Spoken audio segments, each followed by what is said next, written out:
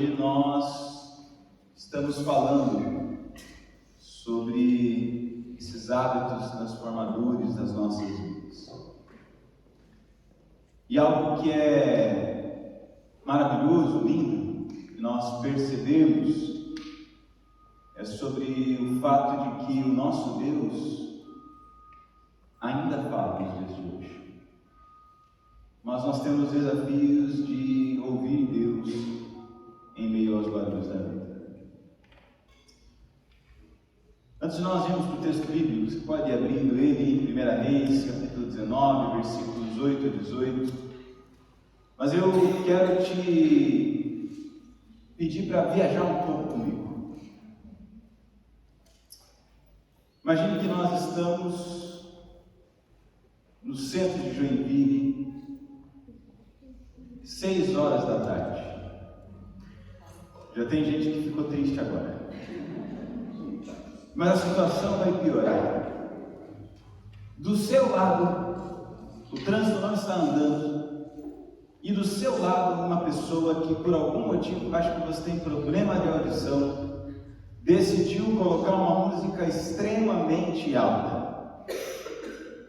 Na sua frente, a pessoa achou uma excelente ideia achar que o sinal amarelo significava acelerar em vez de freio, e aconteceu um pequeno acidente.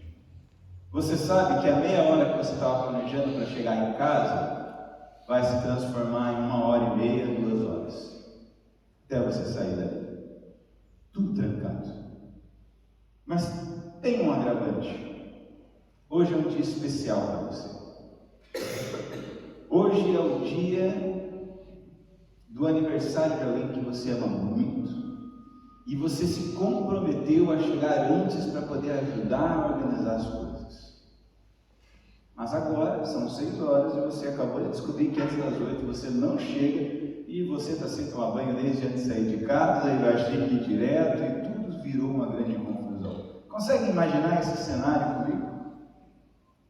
Agora imagina que no meio de todo esse caos, essa pessoa a quem você tanto ama está te ligando. Atrás de você e na frente de você, buzinas, afinal alguém acabou de sofrer um acidente. A excelente ideia é buzinar. Do seu lado, alguém com um som alto, ouvindo uma música que você não consegue nem entender o que está sendo dito, de tão alto que está aquele som. E neste momento você tem um grande desafio de atender o seu telefone celular. E você tenta atender o seu telefone celular e tudo que você consegue dizer é porque você não consegue entender o que está sendo falado do outro lado. Pode parecer um cenário hipotético e do dia a dia, pode acontecer conosco, mas é assim também a nossa vida com Deus.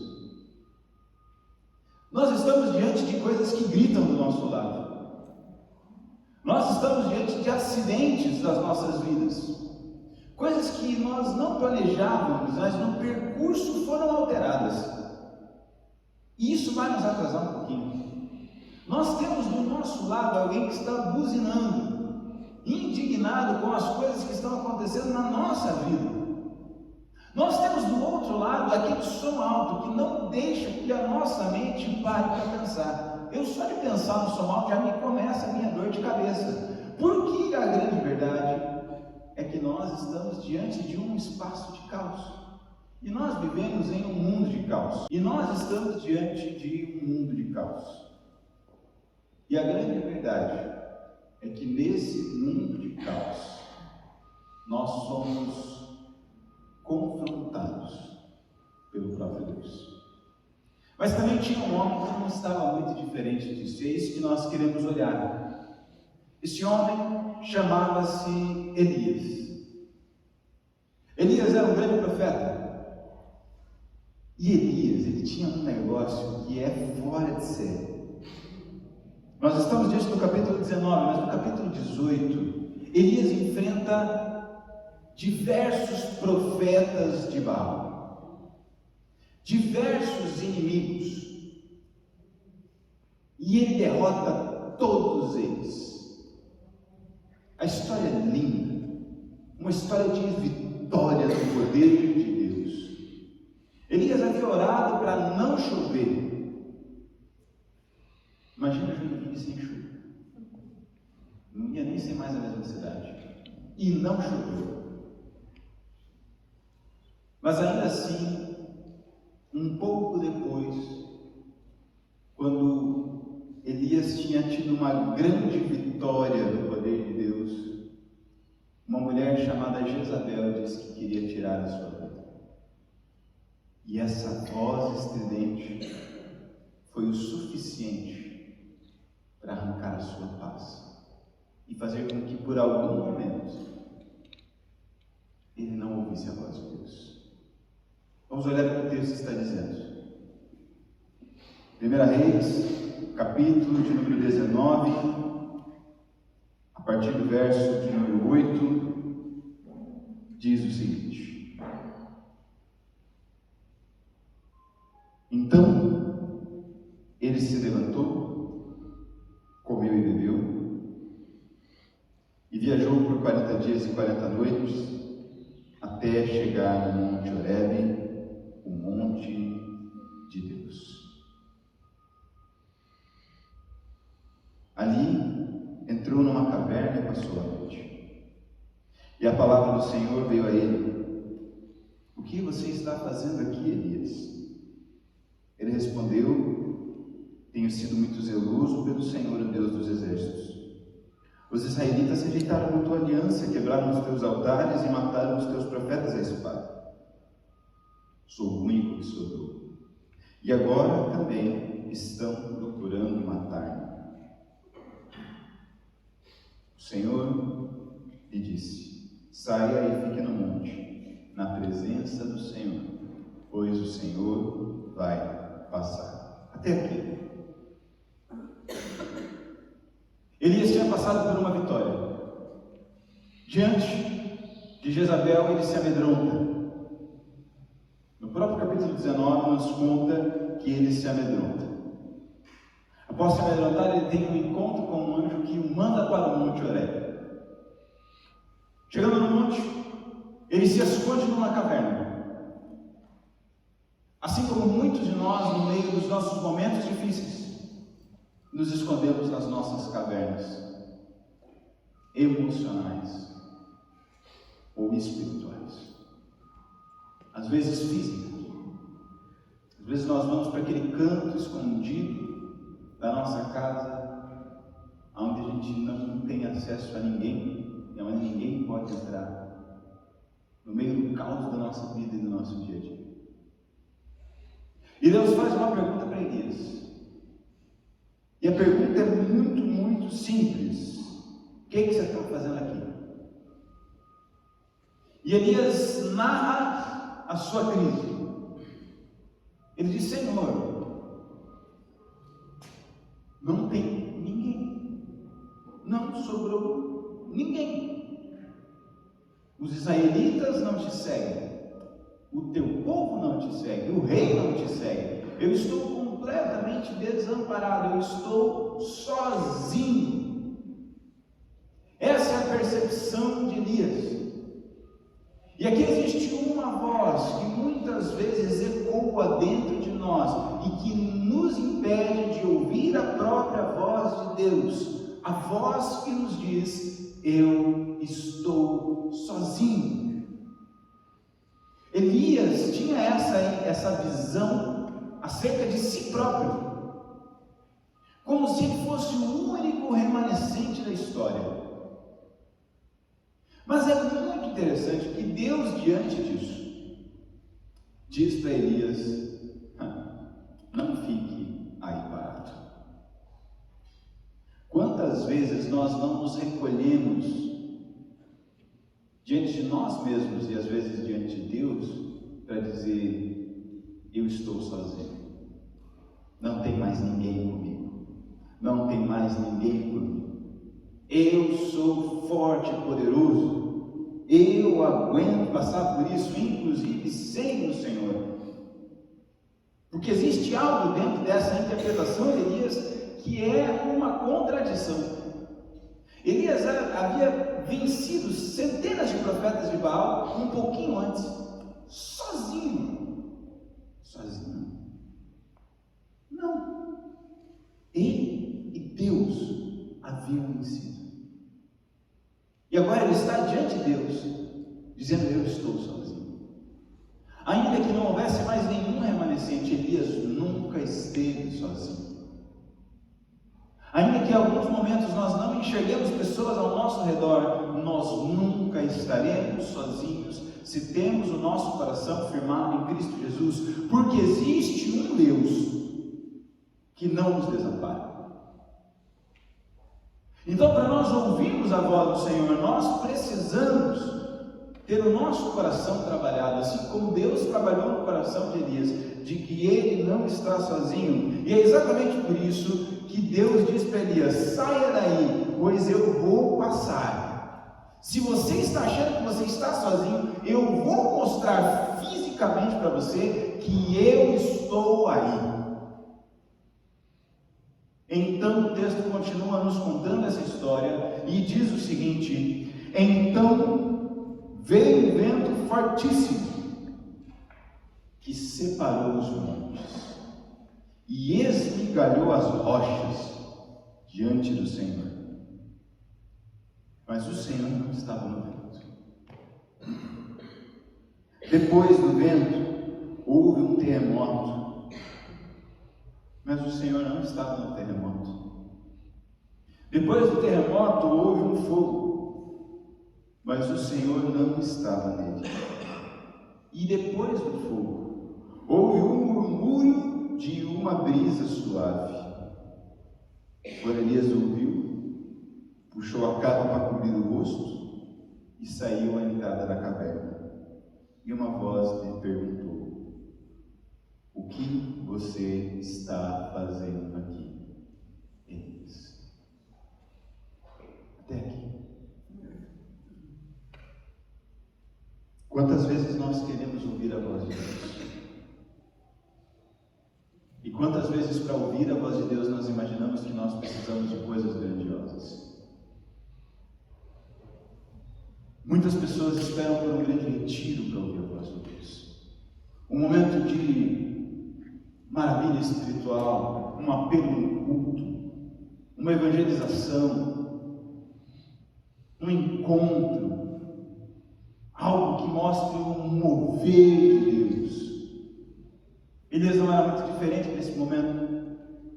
E ele vai para o lado de fora da caverna e ele testemunha da contradição, ou na verdade da loucura do Evangelho, como Paulo vai nos explicar mais tarde.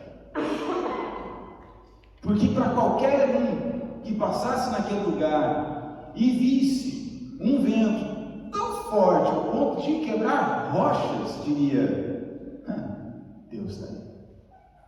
Esse Deus é poderoso demais, quebra rochas que ninguém consegue. Olha que momento grandioso. Olha só, Deus curou alguém. Olha que Deus bonito, que Deus maravilhoso. Se alguém passasse ali e visse um terremoto, dissesse: olha, esse Deus tem um governo sobre o poder da terra. Esse Deus se revela através da fúria da natureza. Que coisa maravilhosa! Se de repente alguém passasse e visse fogo surgindo lá absolutamente do nada, diria: meu Deus do céu, que Deus poderoso, faz fogo onde não dá para fazer. Nesse friozinho, acender um fogãozinho a lenha assim, sem precisar trabalhar, ia ser maravilhoso. Mas não é assim que Deus se revela. Deus decide aparecer numa brisa suave. E quando Deus aparece numa brisa suave, Ele está dizendo para mim e para você o seguinte: nós não podemos esperar encontrar a Deus somente nos momentos grandiosos da fé. Mas Deus sussurra para nós. Ele sussurra a sua vontade. Ele deixou sobre nós um lugar para nós ouvirmos a sua voz. Ele deixou o seu conteúdo registrado num livro para nós termos um encontro com Ele. Ele escolhe falar conosco através da vida de irmãos e irmãs. Deus escolhe transformar a nossa vida quando nós nos permitimos não sermos mais irredutíveis, mas ouvirmos a voz dele no sussurro. E é interessante porque nós imaginamos Deus falando sempre nas grandes coisas. Nós esperamos igreja cheia, nós esperamos movimentos grandes, nós esperamos que tudo se resolva do dia para a noite. Mas a grande verdade é que se nós não ouvirmos Deus no sussurro, Ele não vai gritar para nós. Se nós não somos fiéis no pouco, Deus não vai nos dar muito. A grande verdade é que o que o texto está nos dizendo é que nós temos que parar de procurar eventos para ter encontro com Deus. Nós precisamos tornar a nossa vida uma vida de encontro com Deus quando nós ouvimos Ele no sussurro da nossa vida. Quando nós nos reunimos no nosso quarto com Ele. Quando nós estamos no nosso carro com Ele. Quando nós estamos no nosso trabalho com Ele. Quando nós estamos na nossa igreja com Ele, porque a grande verdade é que Deus optou se revelar deste modo, para mostrar para Elias que ele sim, ele teria poder para se revelar como ele quisesse, mas ele escolheu se revelar no sussurro. E existe aqui algo ainda mais maravilhoso, que a partir do momento em que nós entregamos a nossa vida para Deus, nós fazemos parte desse sussurro também. Pensem comigo, nós somos filhos do dono do ouro e da prata, do Deus que tem todo o poder, que criou os céus e a terra e que um dia voltará para consumar todas as coisas. Nós cremos no Deus que possui toda a eternidade, num Deus de graça, num Deus de verdade, num Deus de amor, num Deus que morreu por mim, num Deus que morreu por você, num Deus que transforma todas as coisas e que tudo se faz novo, mas que escolheu alcançar vidas através de você e de mim. E vamos ser bem honestos, tinha jeito melhor, mas Ele escolheu fazer assim. Sabe por quê? Porque Ele age através dos seus sussurros. É o seu jeito amoroso de dizer que nós também fazemos parte dessa história. Deus ainda sussurra, mas muitas vezes nossos ouvidos estão tapados pelos gritos do mundo e nós não ouvimos. E o texto não para por aqui. O texto continua nos dizendo que Deus perguntou: o que você está fazendo aqui, Elias? A mesma pergunta que ele havia feito alguns versículos anteriores. E Elias dá a mesma resposta. Ele diz: tenho sido zeloso pelo Senhor, o Deus dos exércitos. Os israelitas rejeitaram a tua aliança, quebraram os teus altares, mataram os teus profetas à espada. Sou o único que sobrou, e agora também estão procurando matar-me. O Senhor disse: volte pelo caminho que você veio, vá para o deserto de Damasco. Chegando lá, unja Azael como rei da Síria, unja também Jeú, filho de Nizi, como rei de Israel. Unja Eliseu, filho de Safate, de Abel-Meolá, para suceder a você como profeta. Jeú matará todo aquele que escapar da espada de Azael. Eliseu matará todo aquele que escapar da espada de Jeú. No entanto, fiz sobrar 7.000 em Israel, todos aqueles cujos joelhos não se inclinaram diante de Baal, e todos aqueles cujas bocas não o beijaram. Esse texto é maravilhoso. Parem para pensar. Elias afirmou 2 vezes: eu estou sozinho.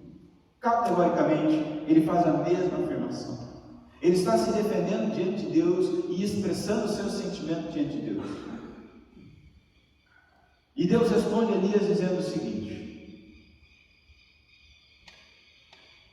primeiramente, Volte pelo caminho de onde você veio. Você está aqui porque você estava com medo. E a voz do medo te levou para longe do lugar onde você realmente deveria estar. Agora volte pelo mesmo caminho. Você encontrará um homem chamado Azael. E este homem será governador da Síria. Mas Elias é judeu. Ele é israelita. Por que ele vai ungir o governador da Síria? Porque Deus está mostrando que a Síria seria usada como mão poderosa para punir aqueles que estavam cometendo atrocidades. Na sequência ele diz: agora você vai até Jeú, e ali você vai ungir Jeú como rei de Israel. E ele unge o rei de Israel como rei atuando. E depois ele diz o seguinte: você vai até Eliseu e unja ele como profeta que vai te suceder. Ele dá a tarefa de Elias ter encontro pessoal com 3 pessoas. E essas 3 pessoas são as responsáveis pela mudança de perspectiva da próxima geração. Elias tem um encontro e unge 2 reis. Mas acima de tudo, Elias tem um encontro com Eliseu. Eliseu é o discípulo de Elias. Tanto que normalmente quando nós contamos a história do povo de Israel, nós contamos a história de Elias e Eliseu. Eliseu é aquele que recebe a própria capa de Elias. Elias se sentia sozinho. E Deus diz: eu coloco um irmão na sua vida. Eu coloco alguém com quem você pode caminhar. Mas não só isso. Enquanto você estava aí se lamuriando, dizendo que não tinha ninguém, que você estava sozinho, eu preparei não 1, não 2, não 3 pessoas, mas eu preparei 7.000 pessoas que permaneceram fiéis a mim. Ou seja, no meio do caos onde Elias estava, ele não conseguiu perceber o agir de Deus, de que 7.000 ainda estavam permanecendo firmes para confrontar toda a depravação da realidade desse mundo. Às vezes nós nos sentimos assim também enquanto povo cristão. Nós olhamos para dentro de nós e dizemos: nós estamos sozinhos. Às vezes olhamos até para aqueles que estão do nosso lado como inimigos. Isso não é bom. Deus tem levantado pessoas para anunciar a sua mensagem ainda hoje, mas nós precisamos abrir os nossos olhos para isso, para o poder de Deus, e abrir os nossos ouvidos. Elias sai, tem um encontro com Eliseu, sua vida é transformada, e assim a história continua. Elias é tão ligado ao Senhor que a Bíblia nos conta que na transfiguração Jesus viu Moisés e Elias.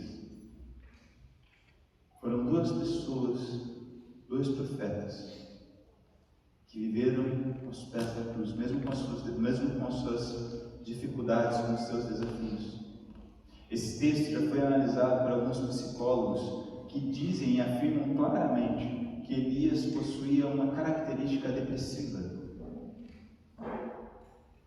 Elias tinha muitas lutas e muitas vozes no seu ouvido e no seu coração. E não é muito diferente da gente. Às vezes nós não ouvimos a Deus por causa da voz do medo. Às vezes nós não ouvimos a Deus por causa da voz da ansiedade. Às vezes é a voz do nosso chefe gritando no nosso ouvido. Às vezes é a voz do nosso cônjuge gritando no nosso ouvido. Às vezes é a voz do nosso coração gritando lá dentro. Às vezes ainda tem aquela voz de alguém que na nossa infância dizia que nós não seríamos capazes, gritando, nos dizendo que nós não podemos dar um passo a mais. Essas vozes internas que nos sufocam. Deus nos convida a colocarmos ela diante do seu sussurro, para que Ele dê o devido direcionamento e o devido caminho. Volte de onde você veio. E agora eu quero voltar para onde eu comecei. No meio de todo o caos da vida, no centro de Joinville, no meio da bagunça, no meio de toda a confusão, no meio de toda a dor, no meio de toda a preocupação, aquele telefone toca. O que você pode fazer? O trânsito não vai andar. Para a honra e glória de Jesus, do seu lado, tem espaço livre para você parar o carro. Você para o carro, entra em um lugar fechado e atende o telefone. A maioria de nós não teria a paciência de parar o carro, mesmo sabendo que o trânsito não vai andar, de descer, de achar um lugar adequado e de dar a atenção necessária para aquele que está nos ligando. Mas é alguém amado, a gente precisa resolver esse problema. Quando a gente atende essa pessoa que nós estamos tendo uma expectativa enorme de que nós somos cruciais para a sua festa, ela diz: venha, calma, você está bem, e isso é o que realmente importa. Eu estou bem também. Se você não puder chegar na hora, está tudo certo. Se você não conseguir cumprir aquilo que a gente tinha acordado, está tudo bem. Assim também é a voz do Senhor: venha com calma, só me siga, está tudo bem. O preço já foi pago na cruz. A vitória sobre o inimigo está garantida.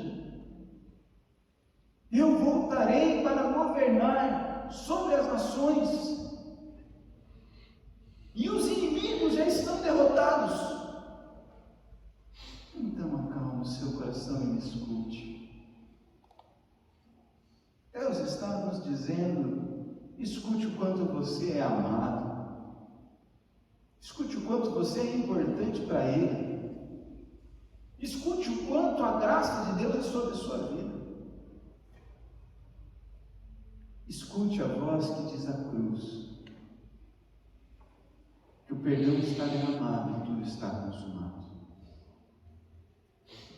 No meio do caos das nossas vidas, no meio da ansiedade, angústia, trabalho, horário, casa para arrumar, filho para ajeitar, bagunça dentro de casa, marido, meu Deus do céu, pai, mãe dando problema, no meio de tudo isso,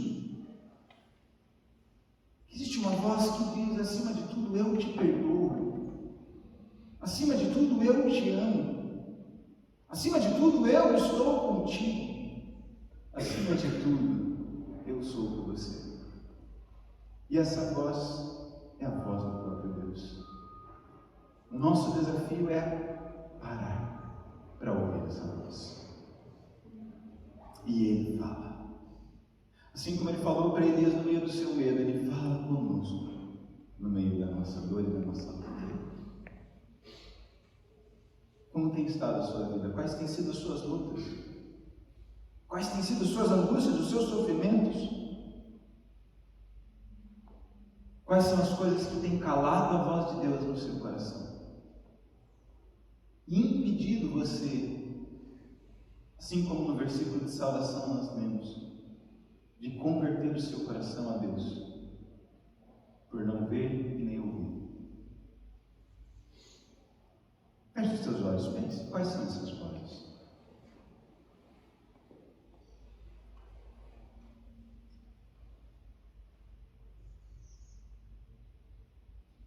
Diante dessa voz que está dentro de você, eu quero te convidar agora: procure a voz de Deus no seu coração. A voz que diz: eu te amo. A voz que diz: eu paguei o preço na cruz para que você tenha vida e vida em abundância. essa voz que te acolhe.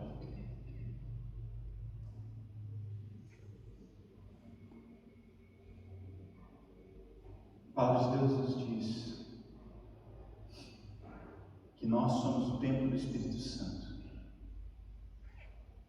o que significa que Deus escolheu habitar dentro de nós. Nós somos casa de Deus, mas nós precisamos ouvir a sua voz. Se nesta manhã você deseja reafirmar o compromisso de ouvir a voz, ou assumir o medo e a fraqueza que te fazem ensurdecer-se diante da voz de Deus, e permitir que Ele fale, eu quero te convidar a colocar a mão no seu coração. Eu quero orar por você.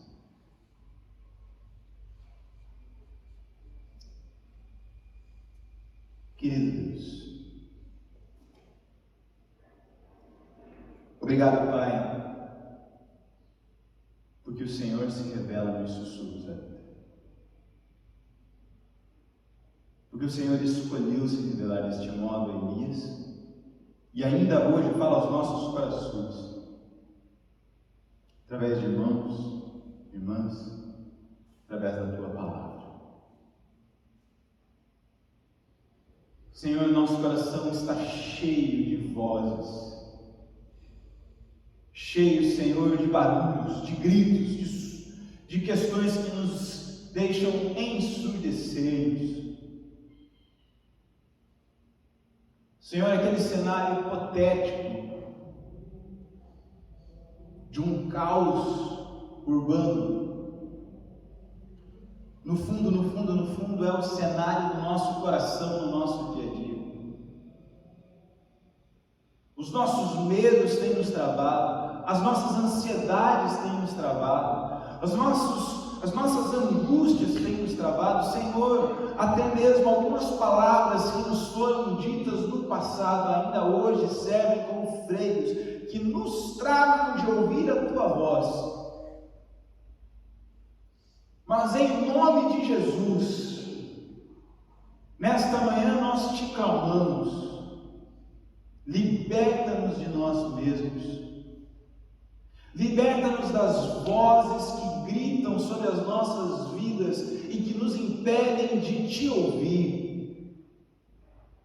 Liberta-nos, Senhor, desta angústia que muitas vezes nós carregamos dentro do nosso peito e que faz com que nós não venhamos a perceber o Teu agir.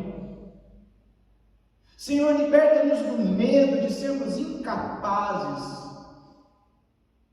e nos traz no nosso coração a afirmação de quem Tu és. Querido Deus, alcança cada irmão e irmã que está com a mão no seu coração nesta manhã, diante de Ti, clamando por ouvir a Tua voz.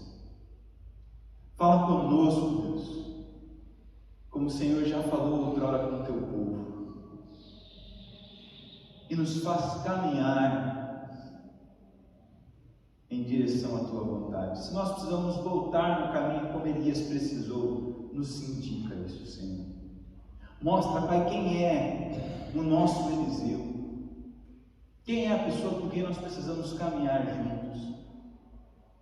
Mostra-nos, ó Deus, quem são os 7.000 que ainda não se dobraram aos padrões equivocados desse mundo,